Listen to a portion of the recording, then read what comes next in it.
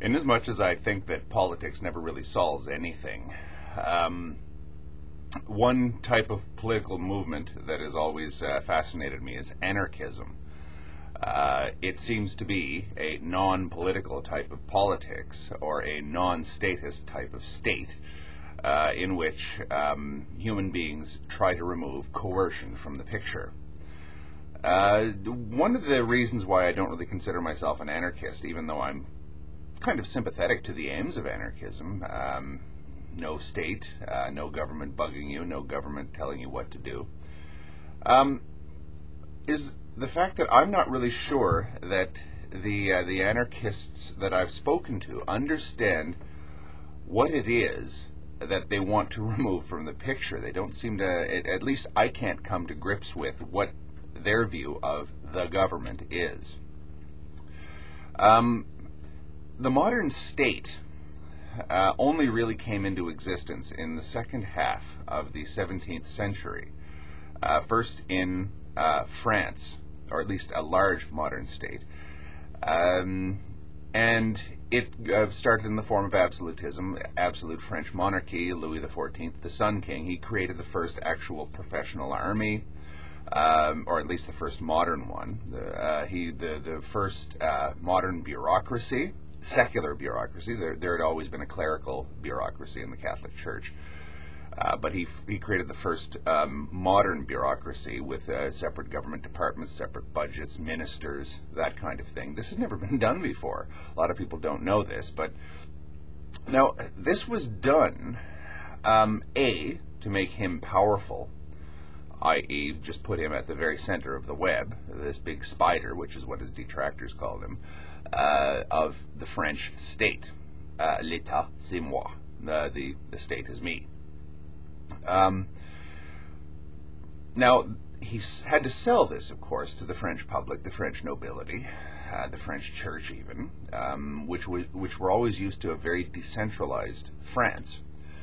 And what he said was, look at the period that we live in. Religious wars, social wars, dynastic wars are raging completely out of control.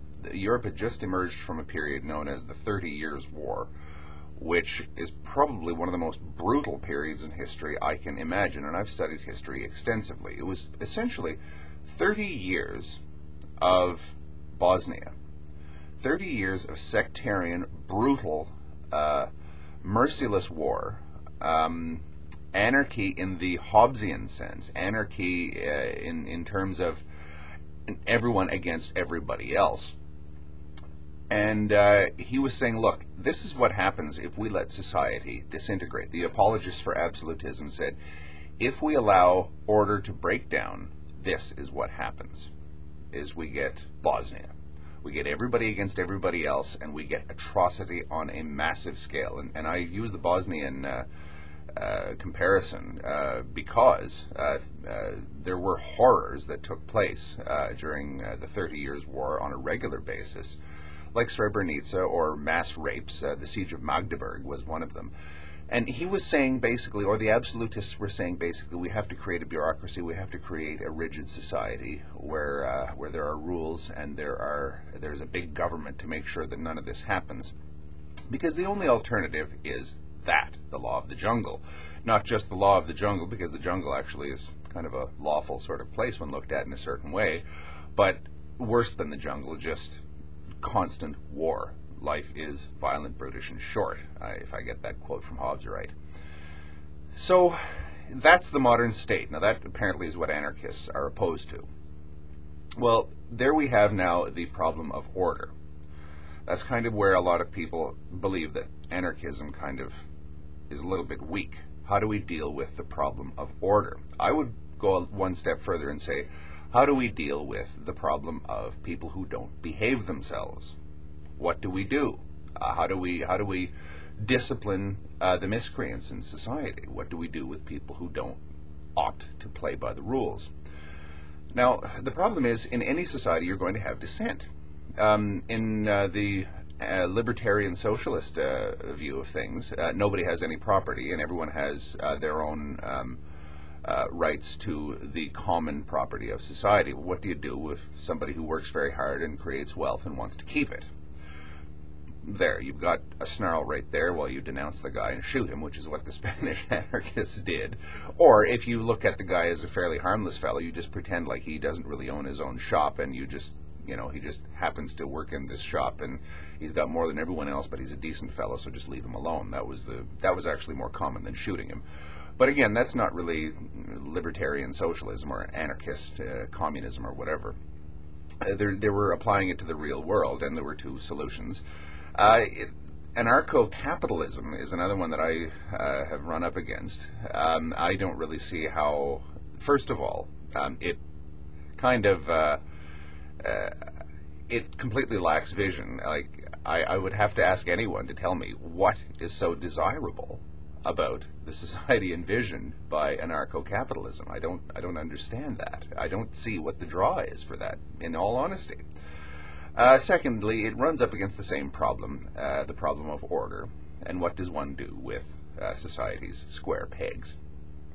What do you do when there are people who form an organization that acts state-like? Well, the obvious example to that is Pinkertonism, or warlordism, mafia, or just plain mob rule, a lynch mob. How do you deal with these kinds of people?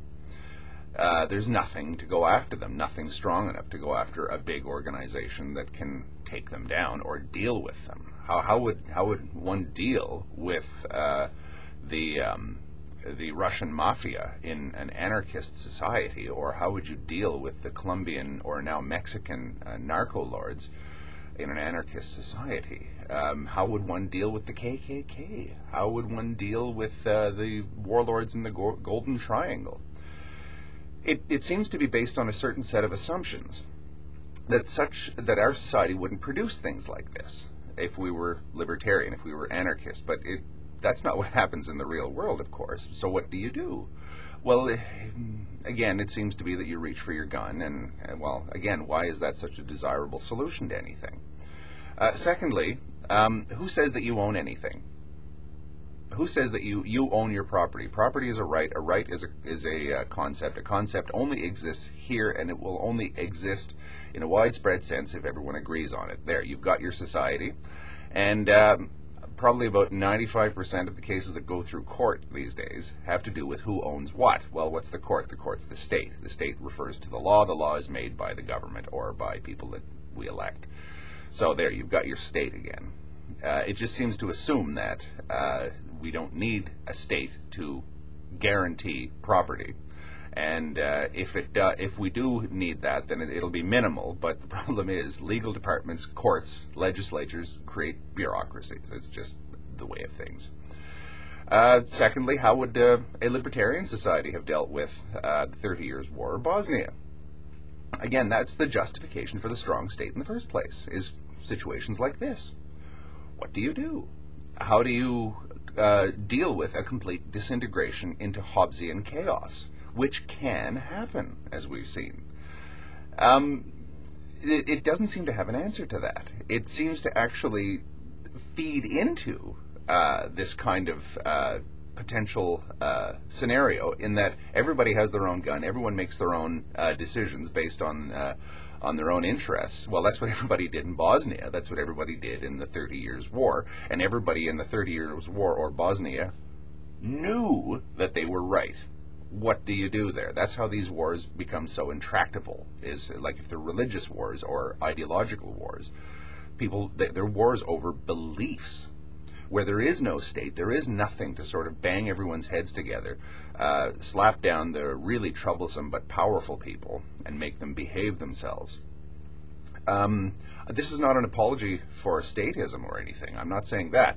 But what I'm saying is, I think that I's need to be dotted and T's crossed in this case. And like any other ism out there, Marxism, socialism, even capitalism, fascism, anything, it has too many loose ends, which inevitably will have to be fixed with force.